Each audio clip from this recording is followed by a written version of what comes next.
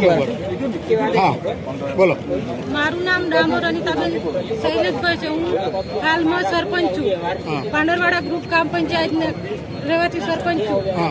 મારા પતિ છોકરાની ખરીદી કરવા માટે પાંડરવાડા આવ્યા હતા। તે ગાડી સાઈડમાં જ હતી,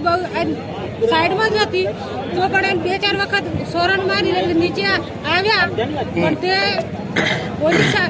પોલીસ સાહેબ છે એમને મારા પતિને લાફો માર્યો અને ગાળ દીધી। તો સોના કારણે ગાળ દીધી, સોના કારણે લાફો માર્યો। એક સરકારી કયો નિયમ છે એમનો, લાફો મારવાનો અને ગાળ દેવાનો। શું માંગણી તમારી? તમારી શું માંગણી હતી? તમારી શું માંગણી છે? ન્યાય મળવો જોઈએ।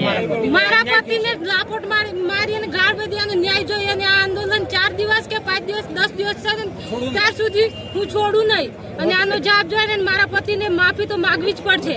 વગર ગુનાથી શા માટે લાફોટ મારવી પડે? એવો ગુનો એમને રજૂ કરી દેવું હતું। ન્યાય ના મળે તો ગાંધીનગર જઈશ, પણ એનો ન્યાય જોઈએ જ। મારા પતિને માફી મળવી જ જોઈએ। અને આ રસ્તો તો ખુલે જ ના, 10 દિવસ થાય કે મહિનો થાય, બાકી ના ખુલે, આંદોલન ચાલુ જ રહેશે।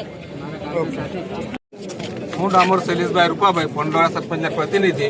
હું પાંડરવાડા આવેલો હતો અને દુકાને કપડાં લેવા માટે મારી ગાડી સાઈડમાં હતી અને એમણે મને 2-4 હોર્ન મારી। હું આવ્યો નીચે અને મને લાફો મારી, ગાળાગીલી કરી અને મારી એમને સરકારને વિનંતી એ છે કે મને ન્યાય આપે અને પીઆઈ મકવાણા સાહેબ મારી માફી માગી લે તો મારે કશું કરવું નહીં। અને પછી ત્યાર પછી હું મારે જે કરવું હશે હું કાયદેસરની કાર્યવાહી કરીશ। મારે દવા પણ કરાવવી પડશે, મને આ કાલ પર લાફો માર્યો હતો એમ।